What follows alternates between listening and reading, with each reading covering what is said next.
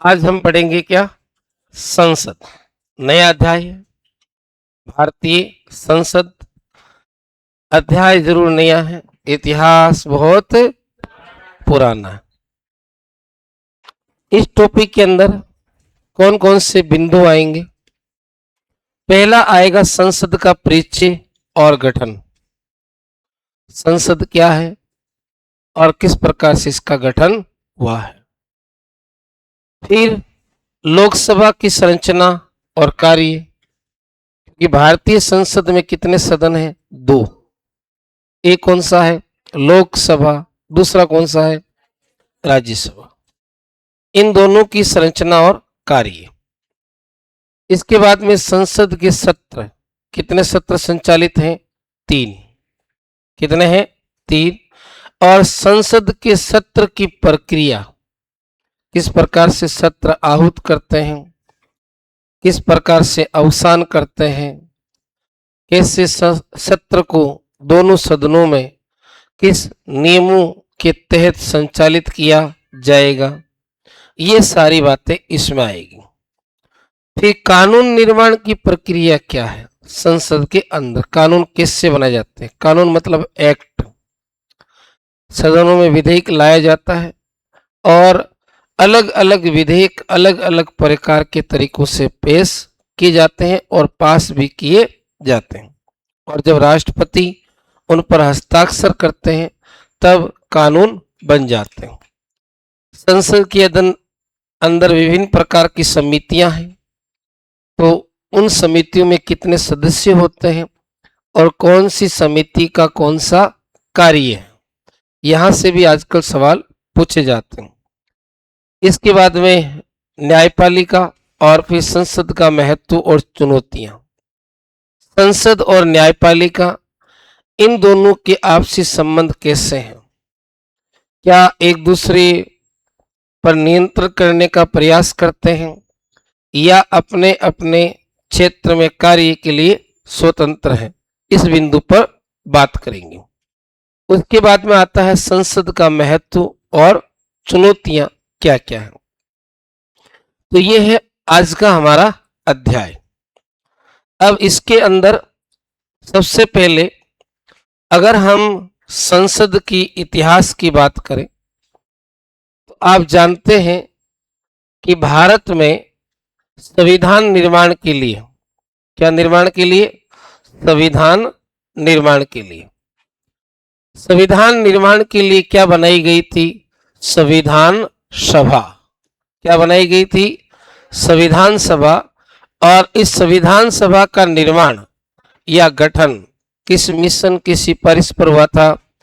Cabinet mission की सिफारिश पर। कैबिनेट मिशन की सिफारिश पर। कैबिनेट मिशन किसने भेजा था? ब्रिटिश संसद ने भेजा था, ब्रिटिश पार्लियामेंट ने। ठीक है, जिसमें तीनों कैबिनेट मंत्री थे। इस कारण इस मिशन का नाम क्या हुआ? Cabinet mission. यही संविधान सभा आगे चलकर किस में कन्वर्ट हुई? भारतीय संसद में बदल गई थी। किस में बदल गई थी? भारतीय संसद में। और भारतीय संसद के दो सदन बनाए गए। जिस प्रकार से ब्रिटिश संविधान में है उसी प्रकार से भारत में। कौन से एक्ट के तहत? एक्ट आपके आता है 1935 का। हालांकि द्विसदनीय व्यवस्था 1919 के एक्ट में आ चुकी थी।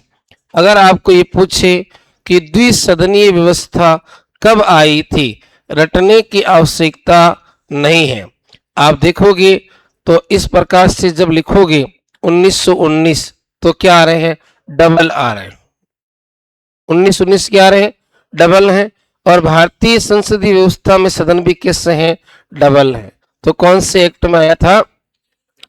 और 1919 के एक्ट को, 1919 के एक्ट को हम किस नाम से जानते हैं? मॉन्टेग्यू। किस नाम से जानते हैं? मॉन्टेग्यू चेम्सफोर्ड एक्ट के नाम से जानते हैं। किस नाम से जानते हैं? मॉन्टेग्यू चेम्सफोर्ड एक्ट के नाम से जानते हैं। तो ये तो थी भारतीय संसद की भूमिका संक्षिप्त इतिहास के रूप में। अब चलिए हम मूल बिंदु पर आते हैं और भारतीय संसद को शुरू करते हैं।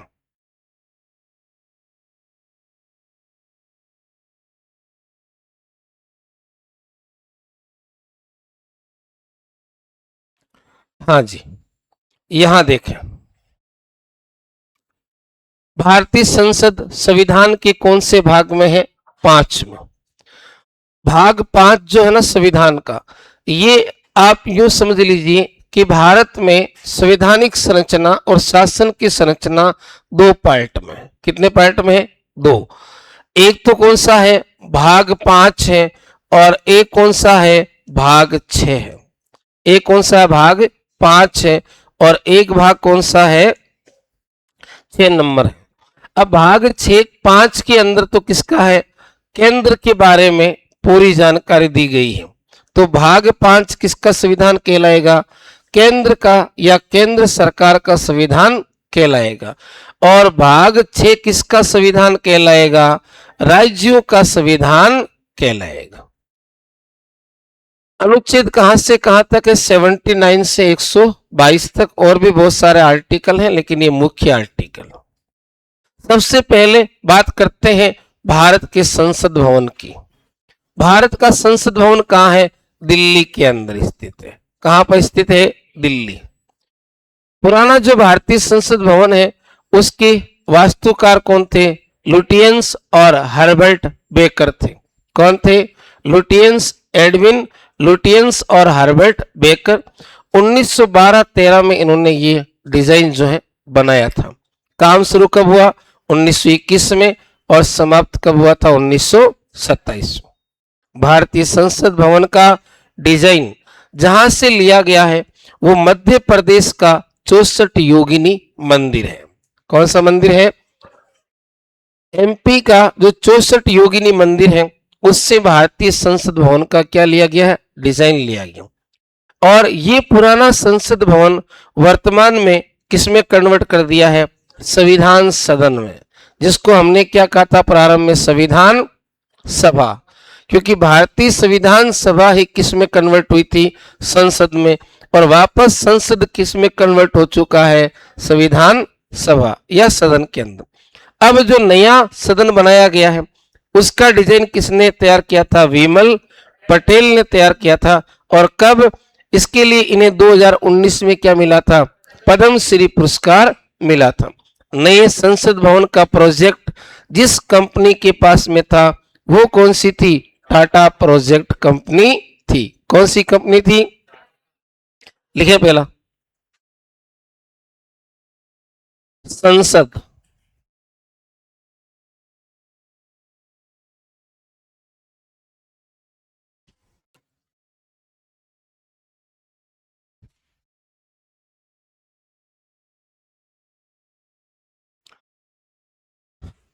हाँ, तो पुराने संसद भवन के वास्तुकार कौन थे? बोलो देखें। एडविन लुटियंस और हर्बर्ट बेकर। निर्माण कब हुआ था? 1921 से 27। देखो ये साल जो है ना बड़ा ही महत्वपूर्ण है। 1921 से 27 में गंग नहर बनी थी। कौन सी नहर बनी थी? गंग नहर। और गंग नहर का ही दूसरा नाम क्या था? बीकानेर नहर। पूछते हैं कई बार कि गंग नहर को अन्य किस नाम से पुकारते हैं? आंसर क्या होगा? बीकानेर नहर होगा। क्या होगा? बीकानेर नहर। ठीक है। फिर पूछते हैं कि आईजीएनपी का पुराना नाम क्या है? तो वो है, ये देख लो, होगी ना गड़बड़।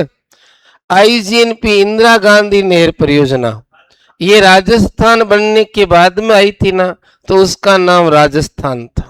ठीक है। गंग नहर कौन सी रियासत में आई थी? बीकानेर में। तो इसका अन्य नाम कौन सा है? बीकानेर नहर। ये सेम जो है ना वो तारीख। डिजाइन कहां से लिया था हमने?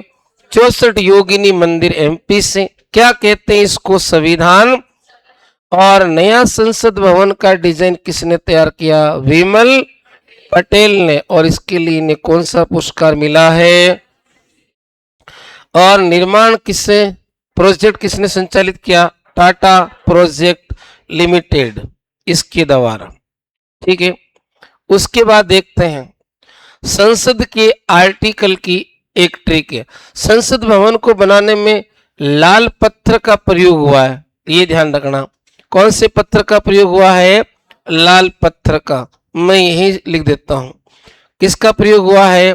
लाल पत्थर जो है ये थोड़ा सा हल्का लाल है, गहरा लाल नहीं है। और कहां से लिया गया है? बंसी पहाड़पुर से, बंसी पहाड़पुर और कुछ धौलपुर से। ठीक है ना, ये ध्यान रखना थोड़ा सा। चलो अब आ जाओ कि संसद जो है इसमें है क्या। तो आर्टिकल 79 है। कौन सा आर्टिकल? 79, 79। इसमें कहा गया है कि संसद का अर्थ है 3 अंग। पहला अंग कौन सा? राष्ट्रपति। दूसरा कौन सा है? राज्यसभा। और तीसरा अंग कौन सा है? लोकसभा। अब यहां पर आपको सीक्वेंस भी ध्यान रखनी है, जैसे लिखे हैं वैसे ही ये अंग है। पहला अंग कौन सा है? राष्ट्रपति। दूसरा अंग कौन सा है? राज्यसभा। और तीसरा अंग कौन सा है? अब आपको पूछ लिया संसद का पहला अंग कौन सा है, और फिर वहां जाते डापा चुक हो गए कि पहला अंग कौन सा है। राष्ट्रपति करें, राज्यसभा करें, लोकसभा करें, लास्ट में लिख दिया उपरोक्त सभी। हाँ, चारों तीनों कर दिया आपने, तो झंझट का ही है, खत्म। नहीं, पहला अंग कौन सा है? राष्ट्रपति। दूसरा कौन सा है? राज्यसभा। तीसरा कौन सा है? लोकसभा। अब तीनों अंगों को और इस संसद शब्द को हमें एक साथ में समेटना है। किसको? संसद को। और ये जो 3 अंग है, राष्ट्रपति, राज्यसभा और लोकसभा, इन 4 शब्दों को एक साथ समेटना है। तो इसके लिए मैंने एक लाइन लिखी है, किसी के नाम से अगर मैच करती है तो आप इसको अन्यथा न लें। सरला नाम की एक लड़की है, हाइट कम है उसकी, क्या है? बाउनी है। सरला नाम की एक लड़की है, हाइट कम है उसकी, क्या कहलाएगी? बाउनी। ठीक है, आर्टिकल कहां शुरू हो रहा है? 79, 80 और 81। अब देखो, पहला से का मतलब क्या है? यहां मैं खोल देता हूं। पहला से का मतलब क्या है? संसद है। क्या है? संसद है। और फिर रे का मतलब क्या है? रे का मतलब क्या है? यहां पर राज्यसभा है। सरला। रे का मतलब यहां पर क्या है? राज्यसभा है। रे का मतलब क्या है? राज्यसभा। और ला का मतलब यहां पर क्या है? लोकसभा। कौन सा है? लोकसभा। एक आर्टिकल याद रखो, कौन सा था? 79, 80 और कौन सा हो गया? 81। अब सरला क्या है? 52 है, तो आर्टिकल कौन सा हो गया? 52। और आर्टिकल 52 में कौन है? राष्ट्रपति है। आर्टिकल 52 में कौन है? राष्ट्रपति है। थोड़ा इसका ध्यान रखना, आर्टिकल 52 में कौन। अब हम आगे चले तो राज्यसभा पहला सदन है जिसकी हम बात करेंगे। काउंसिल ऑफ स्टेट्स, राज्यसभा को क्या कहते हैं? Council of state.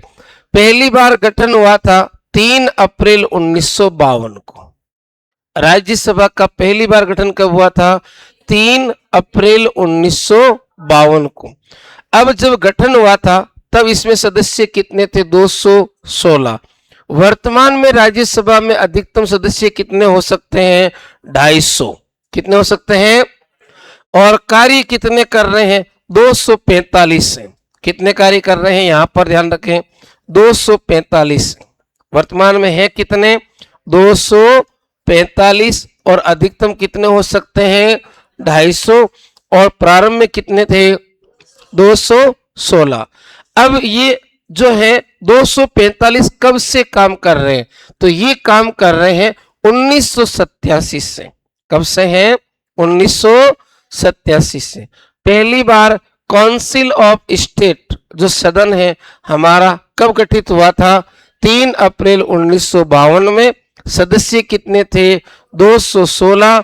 और वर्तमान में कितने हैं? 245। अधिकतम कितने हो सकते हैं? 250 हो सकते हैं। 245 कब से हैं?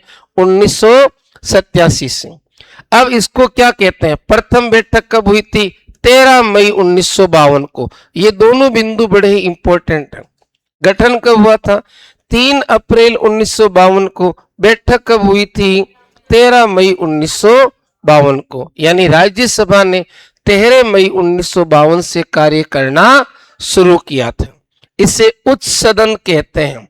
उच्च सदन इसलिए कहते हैं कि एक तो ये सदन कभी भंग नहीं होता और इस सदन से ऊपर कुछ भी नहीं है। इसका जो निर्णय है आसानी से रद्द नहीं किया जा सकता। इससे द्वितीय सदन भी कहा जाता है।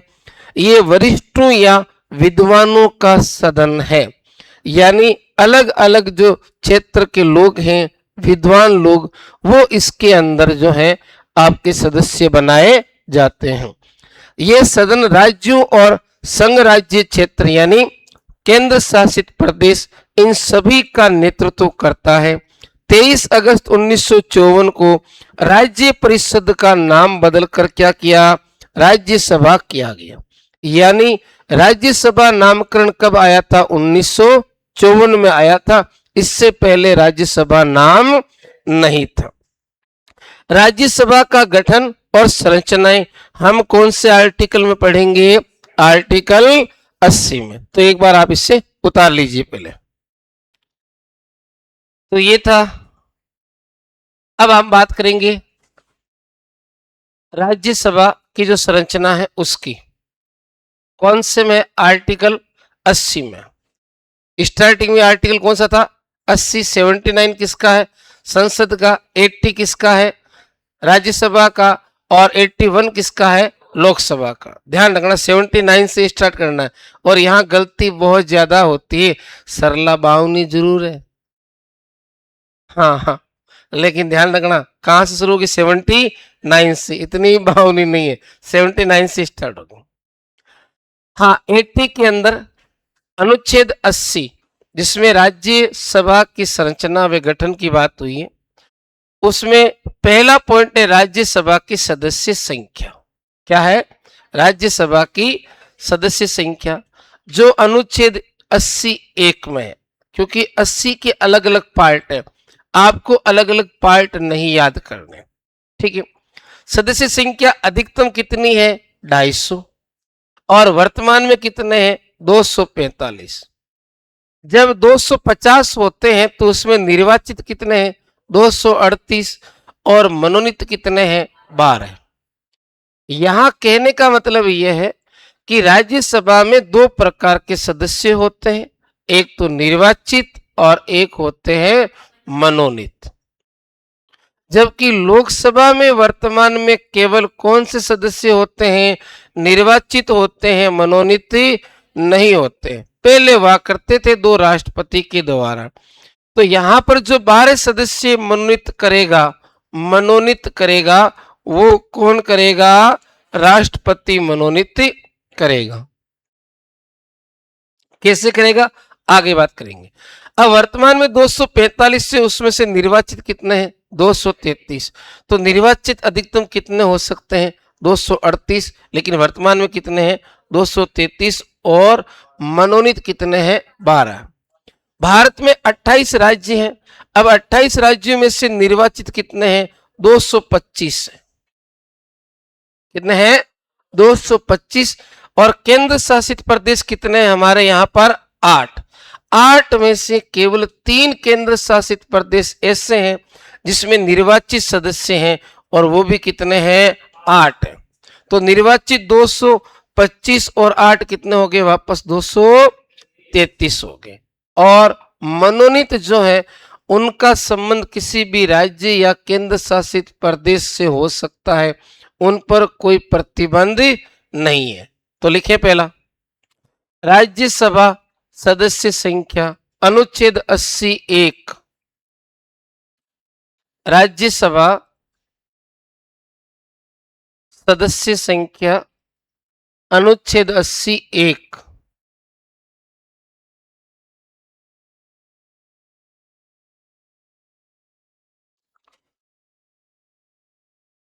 अधिकतम सदस्य 250 अधिकतम कितने होंगे? 250। निर्वाचित 238 और मनोनीत कितने होंगे? 12 सदस्य होंगे। निर्वाचित कितने होंगे? 238 और मनोनीत कितने होंगे? 12 सदस्य होंगे।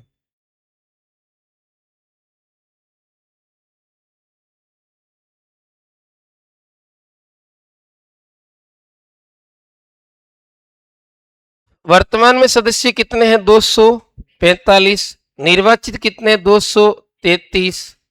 जो 28 राज्यों और 8 केंद्र शासित प्रदेशों से। निर्वाचित 233 और मनोनीत कितने हैं? 12 सदस्य।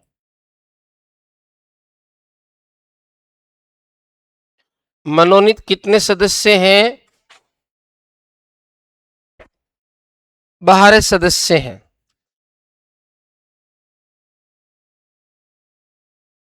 और 28 राज्यों से निर्वाचित कितने हैं? 225। थोड़ी स्पीड बढ़ाएं हाथ की।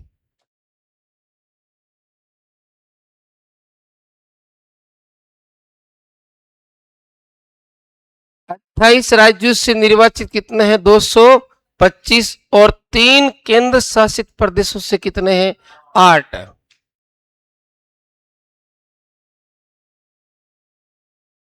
ये तो अभ्यास है केवल, बाकी चीजें मिली जाएगी आपको। लिखने की थोड़ी स्पीड रखें। चलो, ये भारत में अलग अलग राज्यों के अंदर जो सीटें हैं राज्यसभा सदस्यों की, उनका पूरा विवरण है। अब इसमें कुछ देखो, इतनी सारी आपको याद होगी नहीं और न ही इतनी लिखनी है। जो मेरे दृष्टिकोण में मुझे ठीक लग रहा है मैं उस पर बात करूंगा। देखो, इसमें पहला सवाल तो ऐसा हो सकता है कि जो सर्वोत्तम आपके राज्यसभा सीट वाले जो राज्य हैं वो देखो कौन कौन से। यूपी है, कितनी है? 31। महाराष्ट्र 19। तमिलनाडु 18। और बिहार बंगाल कितनी है? 16। ये थोड़े से आपको स्टेट याद रखने पड़ेंगे। यूपी में कितनी है? 31। महाराष्ट्र में 19। तमिलनाडु में और बंगाल बिहार ये दोनों तो बीबी है। बीबी क्या है? बीबी कितना है? 16 है, 16। वापस एक बार बोलो पुणे। यूपी में कितनी है? 31। महाराष्ट्र में 19।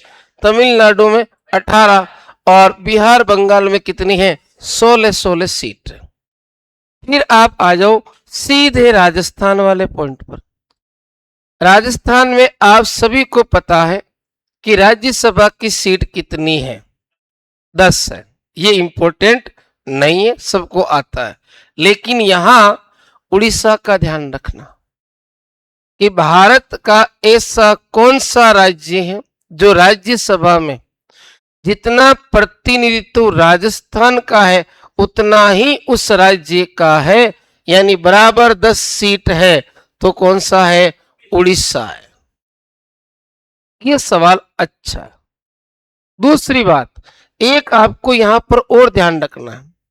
अगर आपको ये पूछ ले कि संसद में राजस्थान के कितने सदस्य हैं, तो आपका आंसर क्या होगा? कितने सदस्य हैं राजस्थान से संसद में? 35 से 35। मैंने क्या पूछा है? संसद का पूछा है, न कि सदन का। लोकसभा या राज्यसभा का नहीं पूछा, संसद का पूछा। इसका मतलब लोकसभा और राज्यसभा दोनों क्या है? कंबाइंड है। तो लोकसभा में कितने हैं हमारे? 25। राज्यसभा में कितने हैं? 10। तो संसद में कितने सदस्य हो गए? 35। और केवल राज्यसभा पूछे तो कितने हो गए? 10। केवल लोकसभा पूछे तो कितने हो गए? 25। और संसद पूछे तो कितने हो गए? 35 हो गए। इसके बाद में आप देखें मणिपुर, मिजोरम, त्रिपुरा, ध्यान से देखना इनको, ठीक है ना। मणिपुर है, मिजोरम है, त्रिपुरा, मेघालय है, अरुणाचल प्रदेश, नागालैंड, ठीक। ये आपके पूर्वोत्तर भारत है, सेवन सिस्टर होगी। कौन कौन सा? मणिपुर एक, मिजोरम दो, त्रिपुरा तीन, मेघालय चार, अरुणाचल प्रदेश पांच, नागालैंड छह। अब कौन सा बच्चा है? असम। असम कहाँ है? कहीं दिखाई दे रहा है क्या? ये रहा। मैंने कहा था ना ध्यान से देखना, आप ध्यान से एक बार देखोगे ना, बार बार नहीं देखना पड़ेगा। सवाल पूछ सकता है। सेवन सिस्टर में 7 राज्य हैं और एक कौन सा है? असम। 7 में से 6 में एक एक सीट है, एकमात्र असम में कितनी है? 7 सीट। तो पूर्वोत्तर भारत यानी सेवन सिस्टर में राज्यसभा की सीटें किस राज्य की ज्यादा है? असम की ज्यादा है। ये थोड़ा सा एक पॉइंट और ध्यान रखें, ठीक है। इसके बाद सिक्किम में भी एक ही है और गोवा में भी क्या है? एक ही। केंद्र शासित प्रदेश 3 है जिनकी राज्यसभा में सीटें हैं, एक जम्मू एंड कश्मीर, एक दिल्ली, एक है पुडुचेरी या पुदुचेरी। अब इसमें सबसे ज्यादा सीट किसकी है? जम्मू कश्मीर की। और दिल्ली कितनी है? 3। और पुदुचेरी कितनी है? तो यहां पर ये दोनों याद रखनी पड़ेगी। जम्मू कश्मीर की 4 और दिल्ली की कितनी है? 3। ये कितनी सीट होगी टोटल? 7। और एक कौन सी होगी? पुदुचेरी 8। चलो काम की बातें लिखो, पूरा मत लिखना, मैं जैसे लिखवा रहा हूं वैसे लिखो, हेडिंग डालें। प्रमुख राज्यों में सीटें,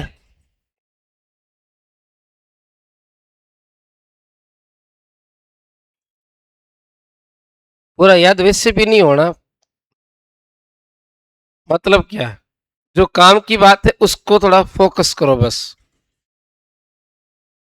इतना गहरा होगा तो फिर किसी से नहीं होगा, और जो किसी से नहीं हो रहा तो वो अपने करना जरूरी है क्या? हाँ, थोड़ा सा उसको ढंग से देख लो।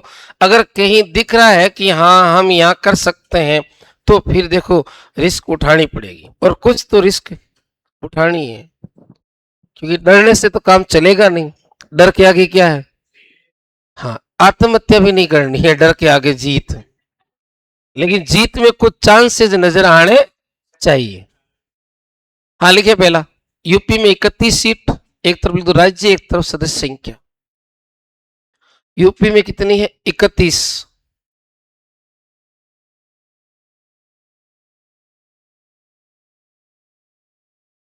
महाराष्ट्र 19।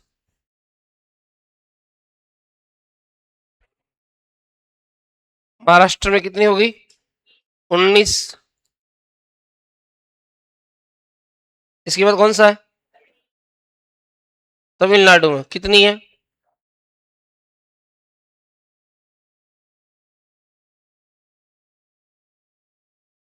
तमिलनाडु में है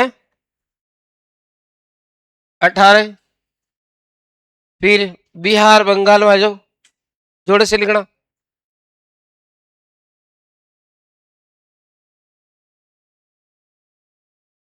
बिहार बंगाल में कितनी है?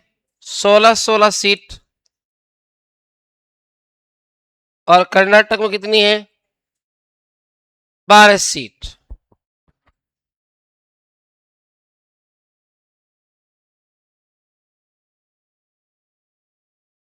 लिख दिया।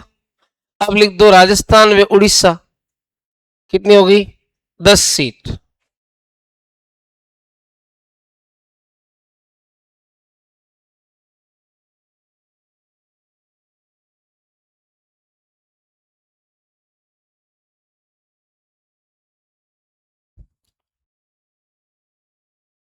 लिख दिया सभी ने? हाँ। अब आगे लिख दो जम्मू कश्मीर 4 सीट और दिल्ली 3 सीट।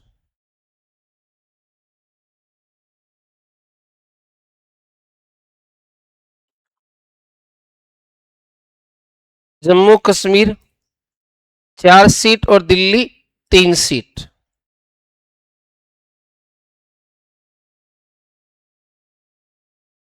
हो गया, चले आगे।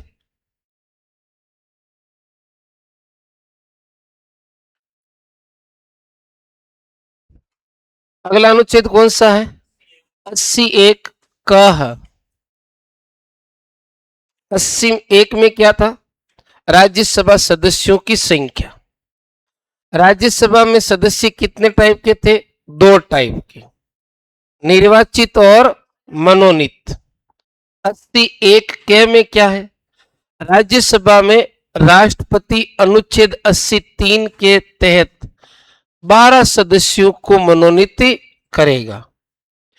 यानी राज्यसभा में जो 12 सदस्य मनोनीत होते हैं वो कौन से आर्टिकल में दिए हुए? 81 के में। वो किस आधार पर मनोनीत होंगे? ये किस में दिया है? 83 में। समाज सेवा है, इसके अलावा क्या है आपके कला है और विज्ञान है, खेल नहीं है, क्योंकि खेल अपने आप में क्या है? कला है, ठीक है ना, एक साहित्य। 81 खे में क्या दे रखा? जब इसमें मनोनीत आ गए तो इसमें कौन से आएंगे? निर्वाचित आएंगे, सीधी बात है। और निर्वाचित कितने हैं वर्तमान में? 233 है। 38 तो अधिकतम हो सकते हैं, चूके नहीं। चूक गए तो 84 गए, ये सावधानी रखनी पड़ेगी थोड़ी सी।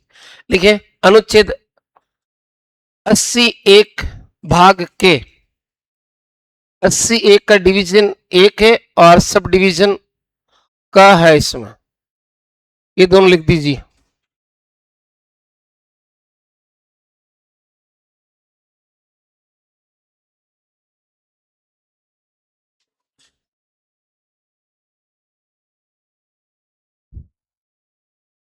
हाँ, 80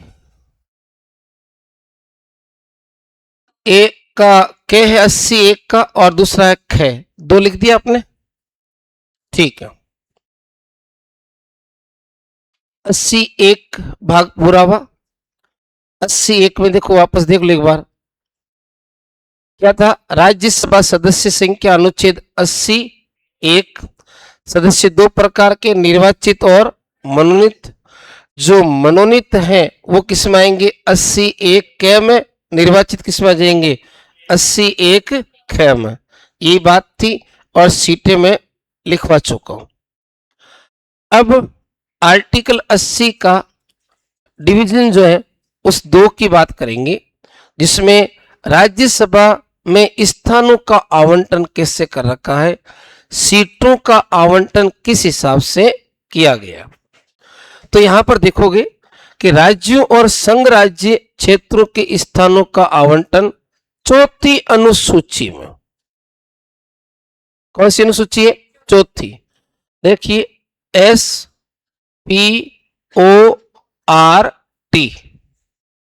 अब यहां चौथी कौन सा आ रहा है? आर आ रहा है। तो राज्यसभा है आर का मतलब, और आर का मतलब क्या है? रिजर्वेशन यानी आवंटन। वैसे राज्यसभा सीटों में कोई रिजर्वेशन नहीं होता है। लोकसभा सीटों में आपके 2 प्रकार का रिजर्वेशन होता है, SC और ST। बाकी OBC महिला कोई रिजर्वेशन नहीं है। अभी जो निकाय चुनाव हो रहे हैं, पंचायत राज चुनाव, जो आपके अक्टूबर और नवंबर में होंगे, दीपावली के आसपास तक पूरे हो जाएंगे, इसमें आरक्षण अलग अलग कैटेगरी के अंदर क्लासिफाई कर रखा है। आपको इसमें जो महिला आरक्षण है उसका ध्यान रखना होगा। नगर निकाय में महिला आरक्षण 33% है और पंचायत राज में कितना है? 50%। ये थोड़ा इंपॉर्टेंट पॉइंट है। हाँ, चौथी अनुसूची के उपबंधों के अनुसार होगी। सीटों के बंटवारे का आधार 1971 की जनगणना है। ये ध्यान रखें, सबसे इंपॉर्टेंट, कि चौथी अनुसूची के अंदर और इस आर्टिकल के अंदर साफ लिखा है कि किस राज्य को कितनी सीटें आवंटित की जाएगी राज्यसभा में, इसका आधार उसकी क्या है, जनगणना है। और ये जनगणना कौन से वर्ष की है, 1971 की। और 84वां संविधान संशोधन 2001 हुआ था, उसके अनुसार 2026 तक ये क्या रहेगी, यथावत रहेगी। अब अगर इनको यथावत रखना है या इन सीटों की संख्या में वृद्धि करनी है तो क्या करना पड़ेगा, नया संविधान संशोधन लाना ही पड़ेगा। और उसमें खुलासा होगा कि अब ये आगे 71 की जनगणना आधार बनेगी या फिर 2011 की बनाएंगे, क्योंकि 2026 की तो अभी चल रही है, 27 में जाकर कंप्लीट होगी, 26 लास्ट तक ये काम हो सकता है। तो इसी वर्ष ये निर्धारण होगा कि यही आधार वर्ष रखा जाए या फिर क्या किया जाए, चेंज किया जाए। संविधान में स्थान आवंटन के आधार का कोई उल्लेख नहीं है, मूल संविधान में इसका कोई उल्लेख नहीं है, अनुसूची के अंदर ये प्रावधान डाला गया था। तो नोट करें 2 नंबर पॉइंट, राज्यसभा में स्थानों का आवंटन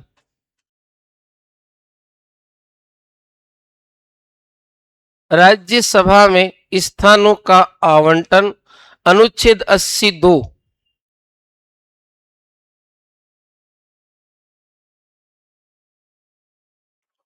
अनुच्छेद 82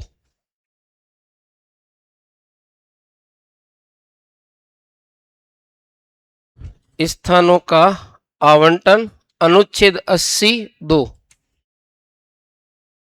राज्यसभा में राज्यों एवं संघ राज्य क्षेत्रों के राज्यसभा में राज्यों एवं संघ राज्य क्षेत्रों के स्थानों का आवंटन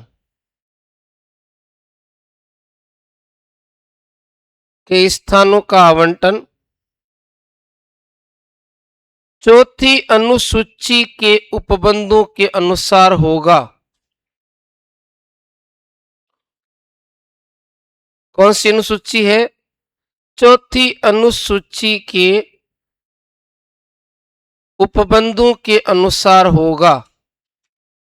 9वीं अनुसूची में क्या है,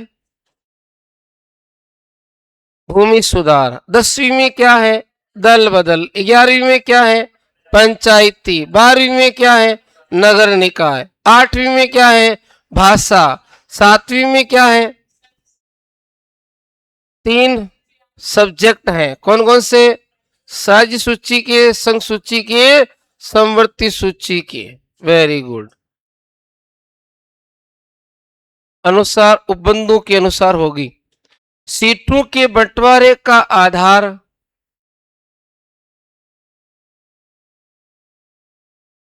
सीटों के बंटवारे का आधार 1971 की जनगणना है।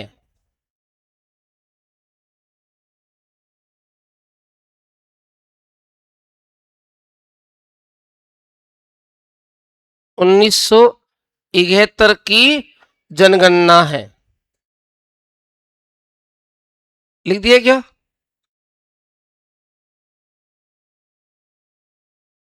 जो 84वां संविधान संशोधन 2001 के अनुसार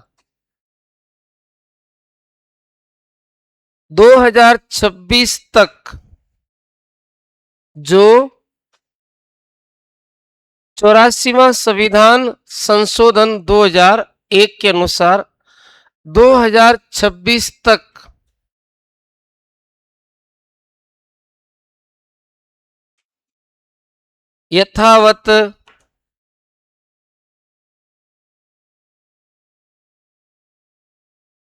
यथावत रहेगी। आगे की बात लिखने की आवश्यकता नहीं है। अब आप अगले पॉइंट पर आ जाओ।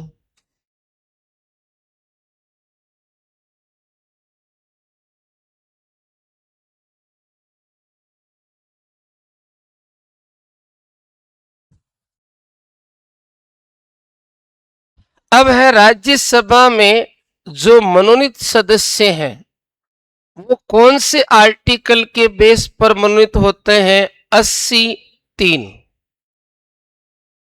कौन सा है? 80(3). और इनको मनोनीत करने का प्रावधान हमने कौन से देश से लिया था? आयरलैंड से लिया था। इसके अलावा आयरलैंड से हमने और क्या ग्रहण किया है? एक तो राज्यसभा के क्या हो गए? मनोनीत सदस्य हो गए। क्या हो गए? मनोनीत सदस्य हो गए। इसके अलावा हमने और क्या ग्रहण किया? यहां से नीति निदेशक तत्व ग्रहण किए हैं। कहां से? आयरलैंड से। अब इसमें क्या है कि मनोनीत सदस्य जो है वो साहित्य, विज्ञान, कला और समाज सेवा में जो विशेष उपलब्धि धारण की है वो है। अब इसमें आप गलती से खेल मत कर देना।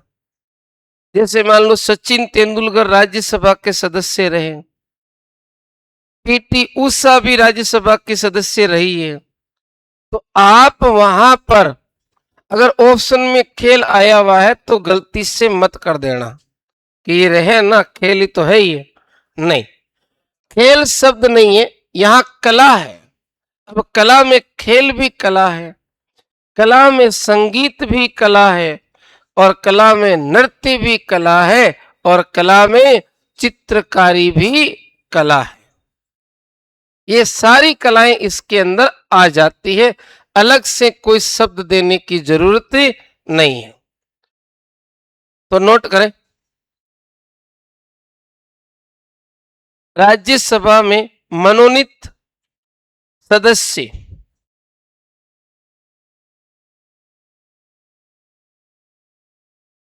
अनुच्छेद 80(3)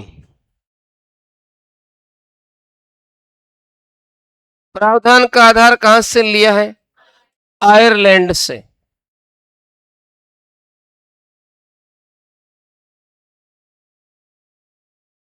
और मनोनीत होने का आधार क्या है? साहित्य, फिर विज्ञान, कला एवं समाज सेवा।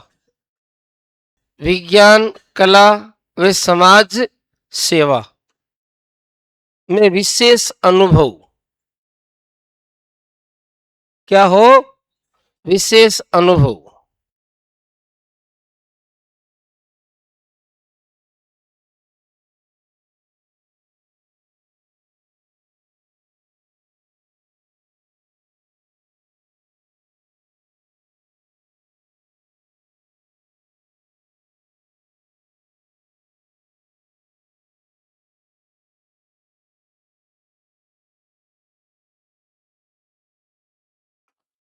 विशेष अनुभव।